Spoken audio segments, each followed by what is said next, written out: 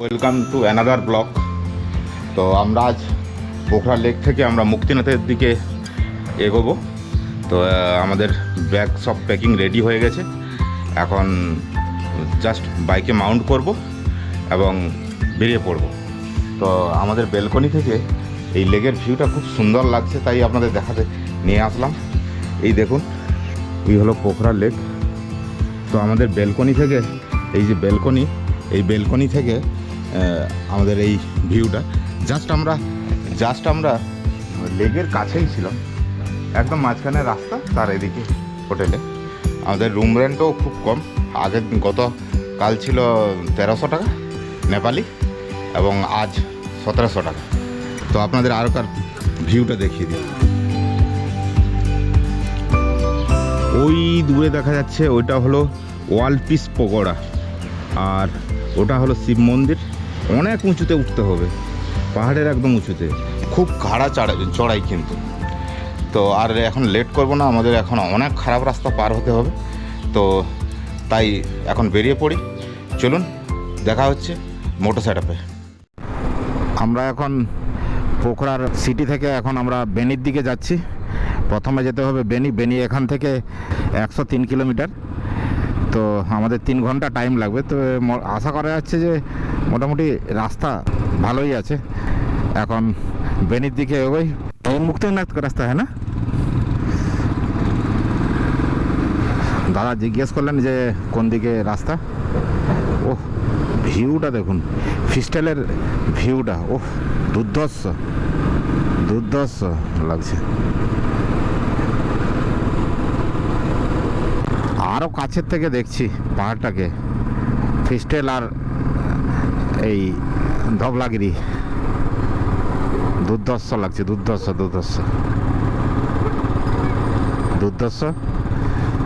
তার মানে বলে বোঝানো যাবে না কী ধরনের অনুভূতি।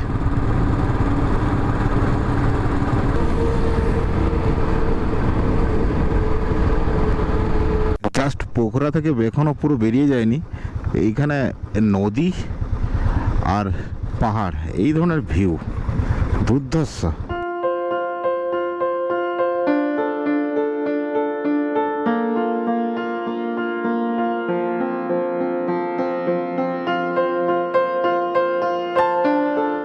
রাস্তায় দেখুন কি সিনারি, এদিকে ফিস্টেল আর অন্যদিকে অন্নপূর্ণা রেঞ্জের সবটা পাহাড় দেখা যাচ্ছে, পুরো হোয়াইট হয়ে আছে।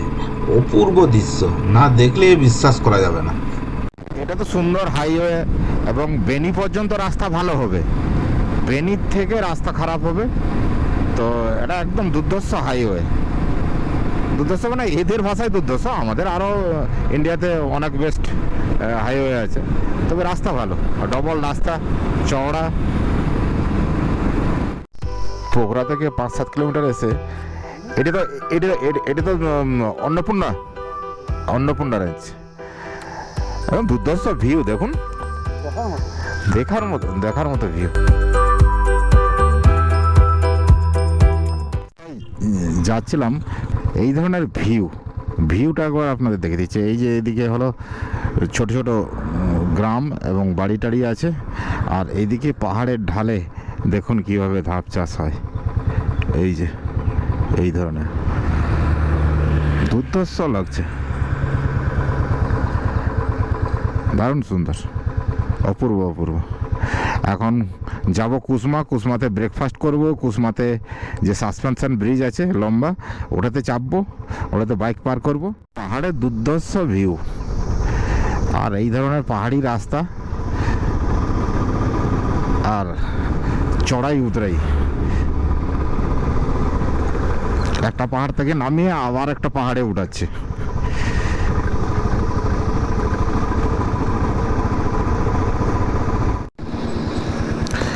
এরকম ছোট ছোট পাহাড়ি নদী বয়ে আসছে, আর কাছে ছোট ছোট গ্রাম, আর উপরে ধানের চাষ হয়েছে। এখন ধান কাটছে, ধান পেকে গেছে, ধান কাটছে।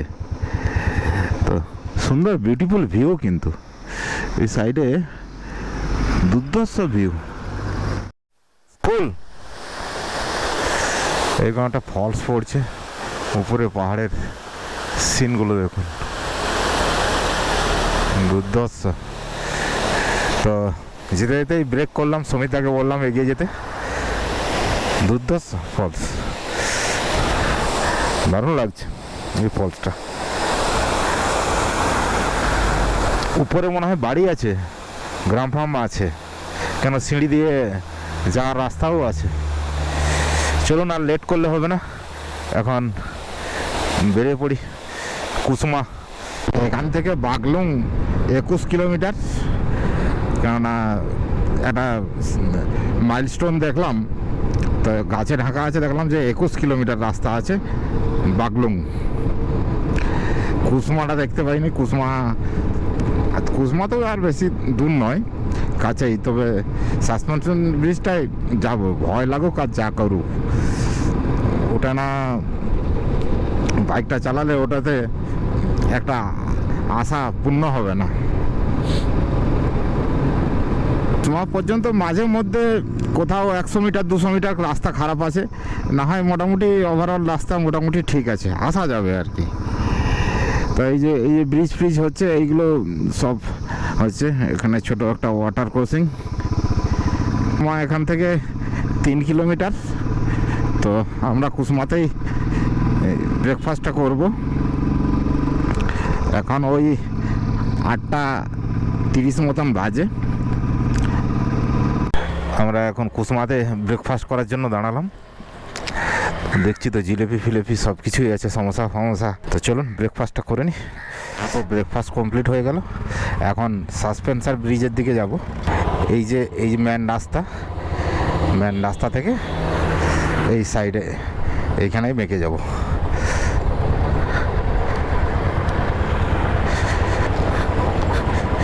ওই কুসমার যে ছোট টাউনটা, ওটা পার হয়ে গিয়ে জঙ্গলের মধ্য দিয়ে আমরা যে বড় সাসপেনশন ব্রিজ আছে, সেই সাসপেনশন ব্রিজে আমরা যাচ্ছি। তার মানে পুরো হ্যাঙ্গিং থাকবে ব্রিজ, বেশ লম্বা বড় ব্রিজ।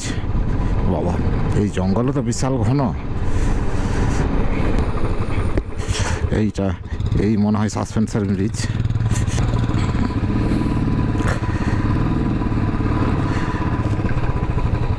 এই হলো সাসপেনশন ব্রিজ।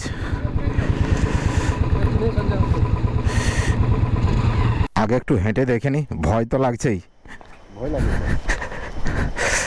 আগে এটা হলো কুসমার যে লংগেস্ট সাসপেনশন ব্রিজ আছে, ওটাই। আর এমনি তো হেঁটে যেতে এখানে ভয় লাগছে, তার মানে ব্রিজের উপর থেকে নিচের দিকে তাকিয়ে দিলে মাথা ধরে যাবে, এত নিচু।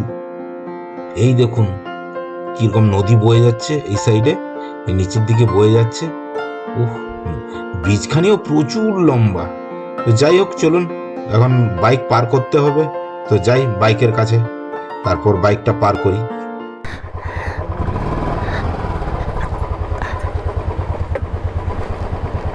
এখন এই ব্রিজ দিয়ে যাচ্ছি, ভয় তো লাগছেই।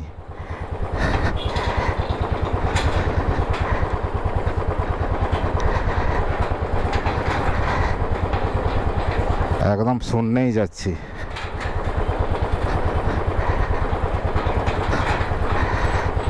একটু মাঝখানটাই তো দোলবে, মনে হচ্ছে যেন পড়ে যাব।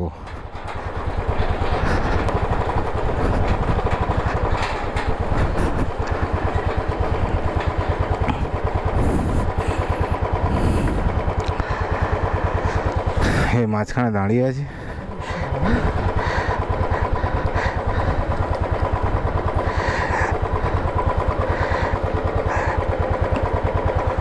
কথা বলতে পারছি না, এত ভয় লাগছে। ও বাবা,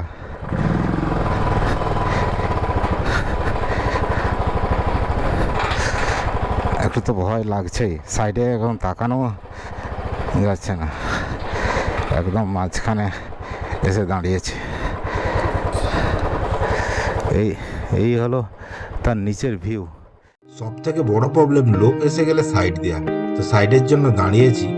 দেখুন কি ধরনের ভিউ। ও উপরের দিকে সিনটা এইভাবে, একদম পুরো নীল জল, আর এত উঁচু। ও দুর্ধর্ষ। ও বিশাল ভয় বলে কোনো ব্যাপারই না, আমি তো দিব্যি যাচ্ছি, কোনো ভয়ই লাগলো না। ভয় লাগছে এইটা বলে মনকে একটু সান্ত্বনা দিলাম। জাস্ট এইদিকে পৌঁছে গেলাম। এই রাস্তাটা যেটা এটা গেছে, এটা এইদিকে দু একটা ছোট গ্রাম আছে, এই গ্রামে যাওয়ার জন্য এই রাস্তা তৈরি। তো আমরা এখন আবার ঘুরে যাওয়ার জন্য প্রস্তুতি নিচ্ছি। এই সাইডে ছোট ছোট দু একটা দোকান আছে, আর কিচ্ছু নেই এদিকে। তো জাস্ট এখানে আসা হয় এবং এখান থেকে আবার রিটার্ন যাওয়া যায়। আমি এইদিকে ঘুরে দাঁড়াই, ওদিক থেকে গাড়িগুলো এসে যাক, তারপর আমি আবার যাব ওদিকে। গাড়ি বলতে বাইকই যায় এখানে। বুকটা হালকা হয়ে গেছিল, এখন একটু ভালো আছি। আর এই সাইডের ভিউটা দেখলে তো আরো সুন্দর লাগে। এখানে ছোট রকম পার্কের মতন সাজিয়ে রেখেছে, আর এইদিকে এই যে আরেকটা দোকান, এই দুটোই দোকান আছে। তো এখানে একটু ওয়েট করছি আমরা, ওই সাইড থেকে আসছে বাইকগুলো আসলে আমরা, ওদিক থেকে বাইক আসছে, বাইকটা পার হয়ে যাক, তারপরে আমি পার হব। ব্রিজটা দেখেছেন কি ধরনের ভয়ঙ্কর? ওদিকে একটা ব্রিজ আছে, ওটা ছোট, তো এইটা সব থেকে হাইট এবং লম্বা আছে। আবার রিটার্ন যাচ্ছি। মাঝখানে এই লোকফোক আসছে, ওগুলো একটু সাইডে।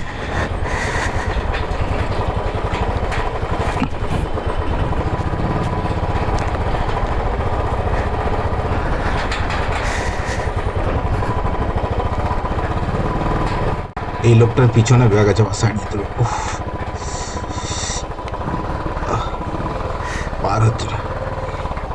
সব থেকে বড় প্রবলেম এই পায়ে হেঁটে যারা পার হচ্ছে ওদের সাইড দেয়া, একদম সেম রাস্তা। আর একটু বাকি আছে, হয়ে যাবে। নাও হয়ে যাবে। ভয় তো লাগলোই। এখন উঠে এসছি। ওহ, পেরেছি, আমিও পেরেছি। এই তো হয়ে গেল, কোনো ব্যাপারই না। আরে লোকেদের এত বলে যে এমন হয়ে যায়, পড়ে যায়, আমি তো দিব্যি গেলাম, দিব্যি আসলাম, আমার তো কোনো কিছু মনে হলো না। খুব ভালো হয়। এখন আমাদের এই সাসপেনশন ব্রিজে পার করা কমপ্লিট হয়েছে, এখন রিটার্ন যাচ্ছি। তবে লোকে বলে প্রচুর ভয় পায়, হ্যাঁ ভয় পায়, কিন্তু যতখানি বলে ততখানি নয়। কিছু লোক একটু বেশি করে বলে। তবে নতুন ধরনের এক্সপিরিয়েন্স, একদম নতুন ধরনের, দারুণ লাগলো পার করে। যে এবং এক চান্সে কোনো প্রবলেম না করে, এবং লোকও ছিল রাস্তাতে, ওই ব্রিজের উপরে লোকও ছিল। সব থেকে বড় প্রবলেম হলো ওই লোকগুলোকে সাইড দেওয়া। আমরা কুসমা পার হয়ে এসেছি অনেকখানি। তো এখান থেকে বাগলুংয়ের দূরত্ব 8 কিলোমিটার। তো বাগলুং পৌঁছাই, তারপর আবার বেনি। বাগলুং ঢুকলাম আমরা, এই ডান সাইডে নিয়ে নিলাম। এখন থেকে অফরোড শুরু হবে। অফরোড শুরু হয়ে গেল এখন পুরো একদম মুক্তিনাথ পর্যন্ত। মাঝে মধ্যে কিছু ভালো, মাঝে মধ্যে কিছু খারাপ, এই নিয়ে রোড শুরু হলো। ও প্রথমেই এই ধরনের রাস্তা, এর পরে কি হবে? ধুলোই ভরে যাব, ধুলো কাদা, এই নিয়ে চলতেই থাকবে। এই ধরনের রাস্তা দেখুন, তার মধ্যে বাস সব কিছুই চলে।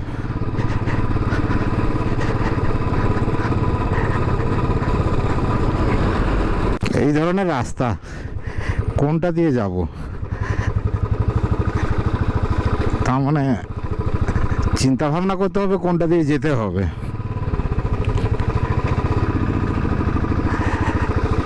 আবার এই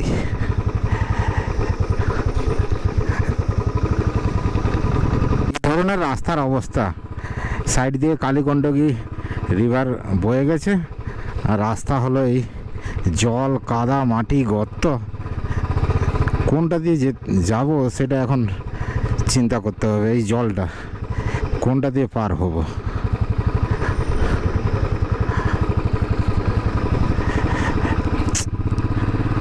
মুশকিল ব্যাপার। এখন 9:20 বাজে, আমরা এই বেনি পৌঁছালাম। তো এখানে পেট্রোলটা নিয়ে নেব। আগে যদিও পাম্প আছে, তবুও এখানে পেট্রোলটা নিয়ে নিতে হবে। দেখি পাম্পটা কোথায় আছে। তো চলুন এগিয়ে চলি আমরা। আমরা এখন পেট্রোল পাম্পে পৌঁছে গেছি।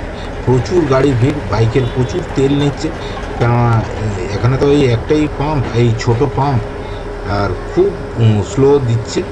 প্রচুর ভিড়, এমনি জেরোকেনে নেওয়ার লোকও প্রচুর। তো তেলটা নিয়ে নিই, তারপর আপনাদের সঙ্গে দেখা হচ্ছে। দাদা তাহলে আপনার নামটা কি বললেন? আমার নাম সমীর। সমীর। দাদা আপনার? আমার নাম উজ্জ্বল। উজ্জ্বল। রাস্তার দাদারা পরিচয়। দাদারা আপনারা এসছেন শিলিগুড়ি শিলিগুড়ি আমি কুচবিহার থেকে, ও শিলিগুড়ি। আমার বাড়ি কুচবিহারে, ওর বাড়ি কুচবিহার, থাকি শিলিগুড়িতে। থাকে শিলিগুড়ি। আচ্ছা আচ্ছা। এবার আমার বন্ধু হয়, ও আগের দিন রাতে আমার এখানে এসছে শিলিগুড়িতে, ওদিক দিয়ে কাকর ভিটা হয়ে আচ্ছা, বর্দিবাস হয়ে আমরা ঢুকেছি। তো আমরা সবাই মিলে এখন মুক্তিনাথের দিকে যাচ্ছি। একদম মুক্তিনাথ, জয় হো মুক্তিনাথ। মার। একটি চা খেয়ে নিই, তারপর হ্যাঁ। এগোনো যাবে। চা খাওয়া হয়ে গেল, এখন আমরা তাতোপানির দিকে এগোবো। সামনে তো রাস্তা তো খুবই খারাপ। সিনিক বিউটিটা দেখুন কি সুন্দর। এই আমাদের রাস্তার সাইড দিয়ে বয়ে গেছে কালীগণ্ডকী রিভার। জলটাও কালো ধরনের, এখানে পাথর যেগুলো সেগুলো প্রায় কালো, এক প্রকার কালো ধরনের। এই রাস্তাটা যাচ্ছি, এই রাস্তাটা বৃষ্টির সময় হলে এক হাঁটু জল থাকে, তার মানে এটা দিয়ে পার হওয়া তার মানে কঠিন হয়ে যায়। কিন্তু এখন বৃষ্টি হয়নি বলে এখন একটু শুকনো আছে বলে যাওয়া যাচ্ছে। আমি এইসব চিন্তাভাবনা করে এই ডেটগুলো ঠিক করেছি, কেন এই সময়টা বৃষ্টি একটু কমই হয় আর আকাশও পরিষ্কার থাকে, তো সেই জন্য সম্পূর্ণ ভিউটাও দেখা যায়। পাহাড়ে অক্টোবরে নভেম্বরের প্রথমে ভিউ তার মানে পরিষ্কার আকাশ থাকে আর কি, মেঘ থাকে না, নীল আকাশ। এই মুস্তাং রাইডের জন্য এই ধরনের রাস্তা, মুক্তিনাথ বাবা কত দূরে আছো দেখা দাও, এই ধরনের রাস্তায় যাওয়া খুবই কঠিন। তবে একটা কথা বলা যায় যে টোটাল অ্যাডভেঞ্চার যদি করতে হয় তাহলে নেপাল আসতে হবে এবং মুস্তাং রাইড করতে হবে। লেহ লাদাখে এত ফার্স্ট ক্লাস রাস্তা হয়ে গেছে বা ইন্ডিয়ার, যে সেগুলোই আর ওই অ্যাডভেঞ্চার নেই। এটা হলো একদম অলমোস্ট একদম টোটাল অ্যাডভেঞ্চার পাবেন, তবে এতে বাইক চালানো খুব কষ্ট। সামনে থেকে লরি আসলে এরকমভাবে দাঁড়াতে হয়, না হয় আর জায়গাই নেই। গাড়ি পার হয়ে গেলে আমরা যাব। নদীর জলও কালো, কালীগণ্ডকী মানে নদীর জলও কালো টাইপের, পুরো কালো নয় তবে কালো টাইপেরই পুরো।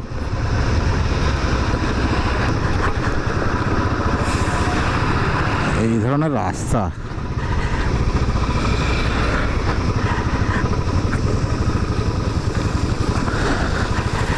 ছোট ছোট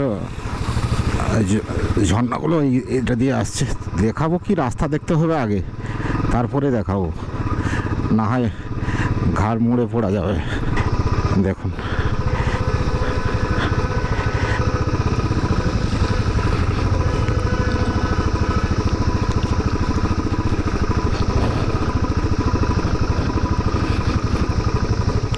সমীরদা তো স্যাডেল করে মেরে দিচ্ছে, আমাকে তো পুরোটা জার্ক করে যেতে হচ্ছে।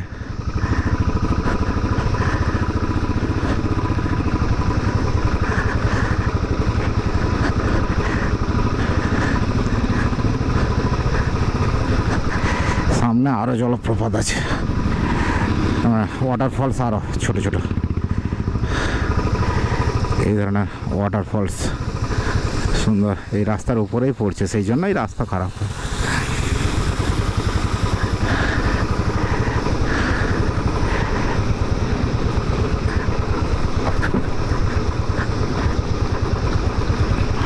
কোনটা দিয়ে যাব আধ ঘন্টা চিন্তা করতে হবে।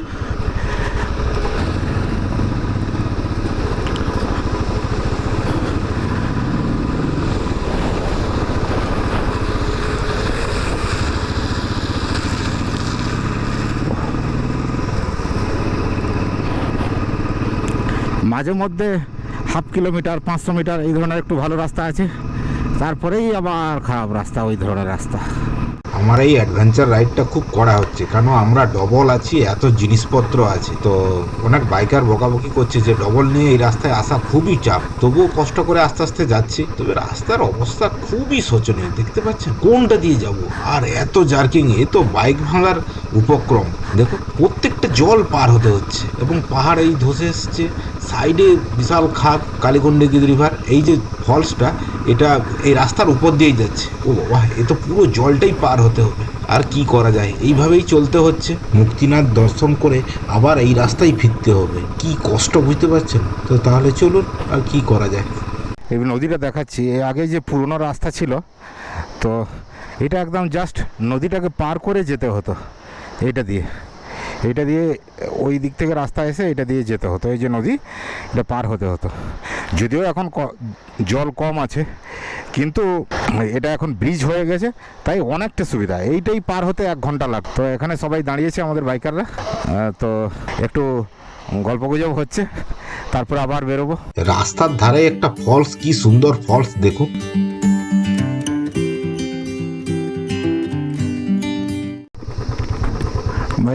भैया इस जगह का नाम क्या है? टिबलैंग। तातो पानी कितना दूर है? 2-3 किलोमीटर। अच्छा अच्छा, थैंक यू भाई, थैंक यू। তো তাতো পানি আর 2-3 কিলোমিটার। তো জিজ্ঞেস করে নিলাম, কেন এখানে তো কোনো তার মানে নেটও চলে না, আর মাইলস্টোনও নেই কিছু। রাস্তায় এরকম মাইলস্টোন থাকবে, এই যদি রাস্তার হাল হয় তাহলে মাইলস্টোন থাকবে। একটা ফলস, দুর্ধর্ষ লাগছে দেখুন। এই ফলস, দুর্ধর্ষ সিনারি। চলুন, খুব বেশি লেট করলে হবে না, তো খুব দাঁড়ালে তো হবে না। এখানে জাস্ট ফটো ক্লিক করা যেত, কিন্তু আর দাঁড়ালে হবে না। এই জায়গাটা খুবই দুর্ধর্ষ, এবং মুক্তিনাথের যে মুস্টাং রাইডের এইটা তার অন্যতম পার্ট। তো এই অংশটা দেখানোর চেষ্টা করব। পাথরের ল্যান্ডস্কেপটা দেখুন,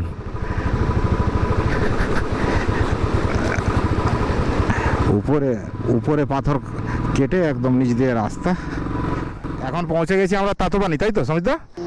গরম জলের যে গরম জলের কুণ্ড। আচ্ছা আচ্ছা, দেখবো। চলুন ওখানে দাঁড়াবো নাকি একটু? চলুন তাহলে। এই পৌঁছে গেছি তাতোপানি হট স্প্রিং।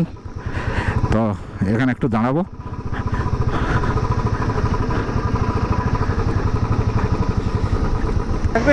আমরা এখন পৌঁছে গেছি তাতোপানি। এই তাতোপানিতে এই গরম কুণ্ড, আপনাদের ভালো করে ভিউটা একবার দেখানোর চেষ্টা করছি।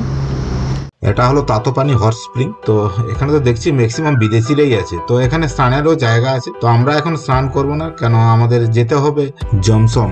অনেক খারাপ রাস্তা আছে এখন। এই জলটা পেরোবো কিরম করে? পা ভিজবেই, কিছু করার নেই।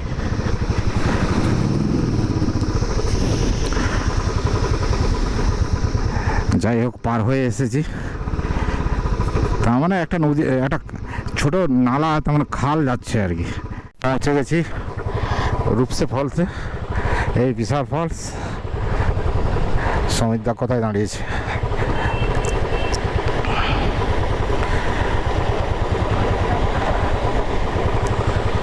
এখন জলের গুঁড়োগুলো আসছে। বিশাল এখানে ফলস। আমরা এখন চলে এসেছি রূপসে ফলসে। এই হলো ফলস। এত আওয়াজ যে কিছু কথাই শোনা যাবে না, কত উঁচুর থেকে জলটা পড়ছে দেখুন।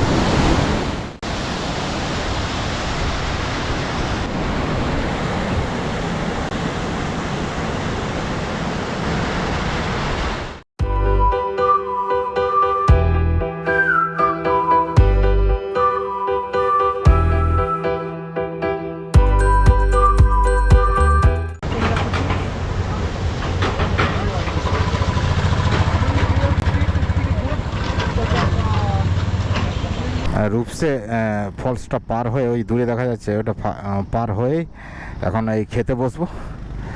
এই খাওয়ার অর্ডার দিয়ে দিচ্ছে সমিতদা। তো এখন খাবার খেয়ে নিই।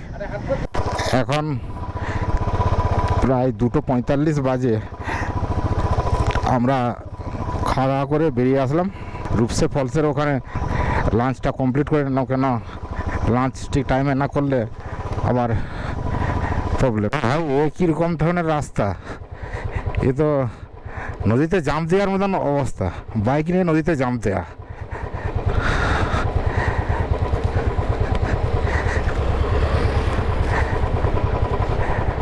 দেখুন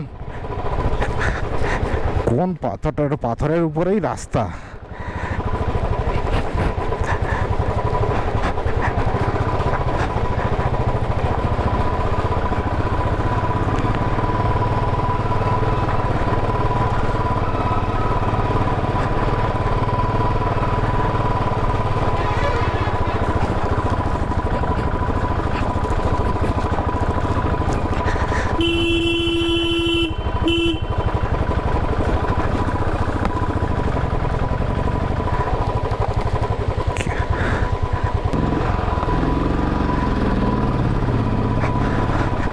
আর দাঁড়াতে পারলো না।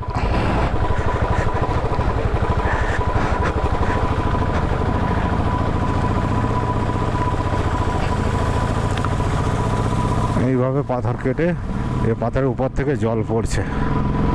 ওহ, আবার বলছি, যদি অ্যাডভেঞ্চার করতে হয় তাহলে নেপালে আসতে হবে। দেখুন রাস্তা, এই তো গর্ত, এই পাহাড়, আবার জল, কাদা, একেকার কাণ্ড।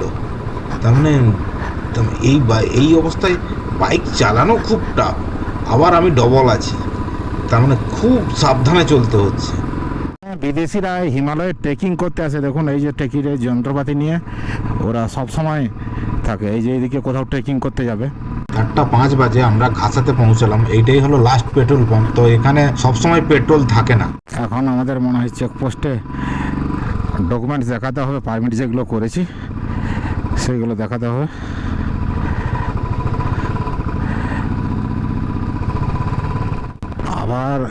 আবার ফার্স্ট ক্লাস রাস্তা, ডবল রাস্তা, দেখে তো অবাক লাগছে। এটা ক কিলোমিটার থাকে কি জানি। আর সামনের পাহাড়ের ভিউ প্রত্যেকটা মোড়ে সম্পূর্ণ আলাদা। এখন ঠান্ডা লাগা আরম্ভ হয়ে গেল, বেশ ভালোই ঠান্ডা লাগছে এখন। আগে কোথাও দাঁড়িয়ে একটু ড্রেস ফ্রেস চেঞ্জ করতে পার। পাহাড়টা কিরকম ধস খেয়েছে দেখুন, পুরো ধস খেয়ে নেমে এসছে পাহাড়টা।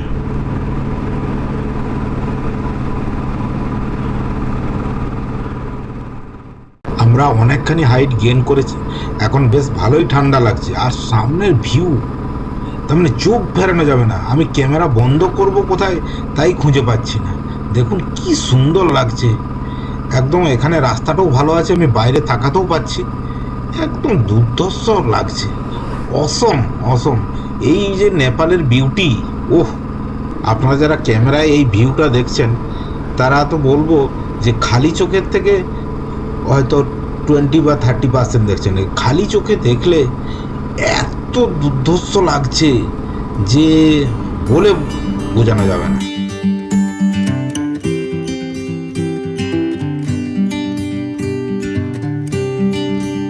আবার কিছুটা খারাপ রাস্তা আরম্ভ হয়ে গেল।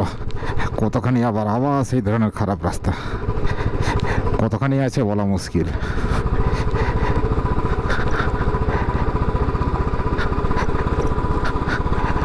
আর এইখান থেকে এই বরফের পাহাড়ের ভিউগুলো দুর্ধর্ষ।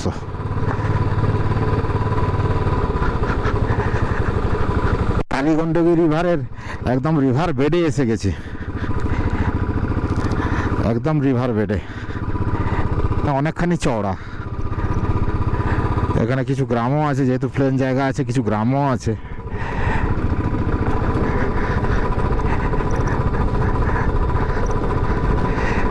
তবে চারিদিকে হোটেল আর খাওয়ার জায়গা মোটামুটি পাওয়া যাবে, কোনো অসুবিধা নেই, কোনো প্রবলেম নেই।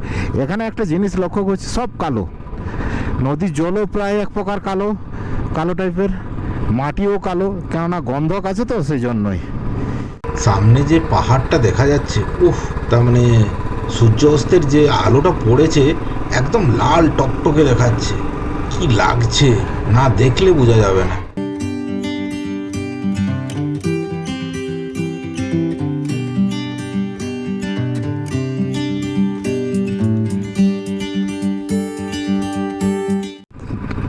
জমসম আর 16 কিলোমিটার। তো মাঝে মধ্যে রাস্তা ভালো, মাঝে মধ্যে ওই ব্রিজগুলোর জন্য রাস্তা খারাপ। তো ওই দিকে থেকে গাড়ি উঠছে, সেই জন্য একটু দাঁড়িয়ে যেতে হবে, না হয় আমি পিক আপ পাবো না, আমি পিক আপ না পেলে উঠতে পারবো না। জমসম পৌঁছাতে আর 5 কিলোমিটার বাকি আছে। রাস্তার পজিশনটা এই,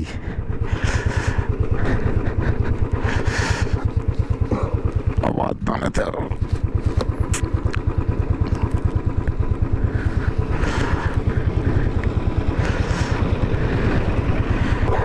একদম রিভার বেডেই রাস্তা। রাস্তা বলতে তো এগুলো কিছু নয়, পাথরগুলোর উপরে যাচ্ছে, যা হচ্ছে শুধু পাথর। এখন একটু হালকা হালকা ঠান্ডা বাতাসটা লাগছে আর কি। এখানে কিন্তু সন্ধ্যা তাড়াতাড়িই হয়, 5:30 বাজে, এখনই সন্ধ্যা হয়ে গেল। এটা হলো জমসম এয়ারপোর্ট। তো রাত্রে কিছু দেখা যাবে না, না হয় দেখাতাম ভালো করে। এই যে সামনের এই বাড়িগুলোর পিছনেই জাস্ট এয়ারপোর্ট, ছোট এয়ারপোর্ট। তো অবশেষে জমসম পৌঁছালাম। এখন হোটেল বা হোমস্টে দেখার পালা।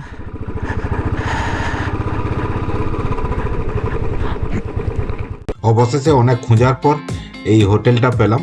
এই হোটেলের নাম হলো হোটেল সাকুরা। কথা হয়ে গেছে, 1000 টাকা রুম নেবে, 3 বেডের। আগামীকাল সকালে আমরা মুক্তিনাথ দর্শনে যাব। মনের মধ্যে এক অন্যরকম অনুভূতির সৃষ্টি হচ্ছে। ভিডিও আমাদের অনেক লেন্দি হয়ে গেল, তো আর ব্লগ না বাড়িয়ে এখানেই আমার ভিডিও শেষ করছি। বাই।